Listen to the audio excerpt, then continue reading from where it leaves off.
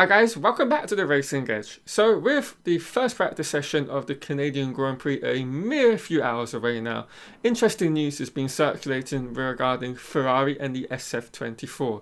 Now for this weekend they've brought a new rear suspension or a new element to their rear suspension, and they have a certain goal in mind with it. Now this news has come from the Italian version of motorsport.com. Now, before we get into what Ferrari are trying to achieve with this brand new suspension item, I'm running a competition which is ending today for this mid-90s Ferrari Schedoni leather kind of picture folder. Now, to be in with a chance of winning, you simply have to be subscribed to the channel, like this video, comment down below on what you think is going to happen throughout this weekend, and I will announce the winner later on today in between both practice sessions. It will also come in the packaging it was also purchased in. So good luck to you all. So as I was saying, Ferrari have a brand new item on their rear suspension, and this interestingly was actually supposed to be introduced with the Imola package, but wasn't even raced there nor at the Monaco Grand Prix according to this article. Now what this small modification to the rear suspension is going to be trying to achieve is all about trying to find better behavior when exiting corners throughout a circuit. So of course in the most important traction zones, so naturally that's in the slower speed corners around the circuit de Jules Villeneuve. Now of course Ferrari haven't trialed this yet, so it's going to be interesting to see whether they keep it on the car. And of course alongside of this there is going to be other adaptations to the SF-24 to try to suit the car for the characteristics that the Montreal circuit have. And if we quickly look at all the rear rings for this weekend, Ferrari seem to have the least loaded rear ring out of all the big teams. But enough on that, we're here to talk about the suspension. So apparently this modification to the rear suspension is not going to be visible to the naked eye.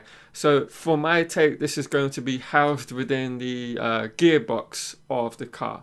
But this of course, according to the article, should ensure better behavior of the SF-24 in certain speed corners, and it's going to ensure greater traction. Now, I have to premise this all with the fact that it's not going to be a sensational upgrade for the car. It's not going to change their season or their weekend as a whole. It's just going to make sure they have a better traction out of the corners. But of course, if they struggle in other areas on the circuit, that's not going to be beneficial to them in those other areas.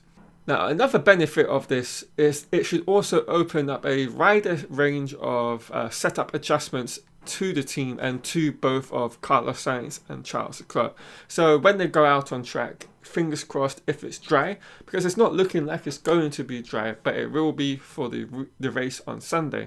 They're obviously going to go out on track with the base setup that their simulator has given them, and then they'll come back in with their feedback and make adjustments to that.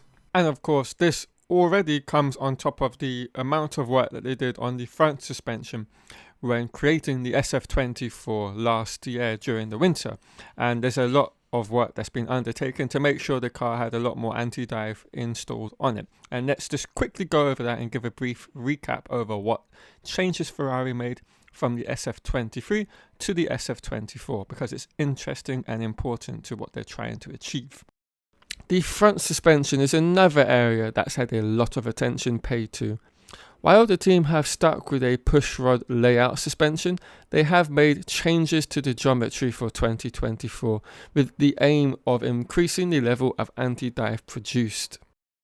As you can see from the two comparison shots of the cars, the upper wishbone on the SF-24 has seen a dramatic change, with it now situated much higher up on the side of the chassis.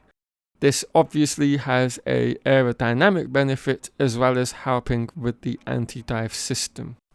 Now, one other really interesting piece of news is actually regarding the SF-25, next year's challenger for both Charles Leclerc and of course the incoming Lewis Hamilton to the team. And it's been confirmed by this article that now that the technical director of the chassis area Enrico Cardillo has now returned to full-time work after his biking accident, they're making huge changes for next year.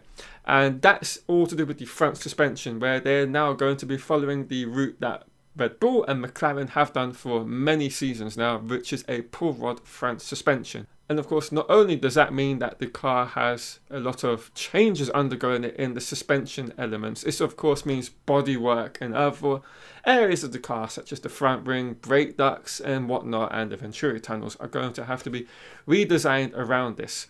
And of course, this is all to do with the dynamics of the vehicle, and they want to address the kind of deficit that they're seeing that they have between Red Bull and McLaren for next year. But yeah, going back to this weekend, not only are Ferrari confident, it seems that their rivals for this weekend are also confident in their ability. So they place Ferrari at the top of the pecking order. So that comes from the Red Bull camp and McLaren camp. And I think even Max Verstappen has made comments this weekend already prior to FP1 that he expects Ferrari to be the favourites. So it's going to be a fascinating weekend to see how it all unfolds and whether the rain plays a major part in what happens on Sunday. Because of course, if as expected it's a wet practice session today for all 2 sessions, and of course tomorrow importantly for qualifying, they have a decision to make. Not only do Ferrari of course, but all the other teams, and that's the drag levels of their rear ring and the load that they want to introduce to it. Do they want to sacrifice the race in order to get a better position for the start of the race during qualifying? Because of course Canada can be quite difficult, during certain years and seasons to overtake around. So it's going to be a balancing act of whether the drivers feel confident enough in the kind of specification of the car and the setup for the race during the wet sessions to be able to be within the top couple of rows. And it could all hinge on how tomorrow plans out for them all. So yeah, it's going to be interesting to see how this all happens. Now, of course, as I said, I will be uploading another video later with the winner of the competition. So be on the lookout for that. And that's the video, guys. Hope you've all enjoyed it. If you have, leave a like, comment down below, and I'll catch you all in a video later today.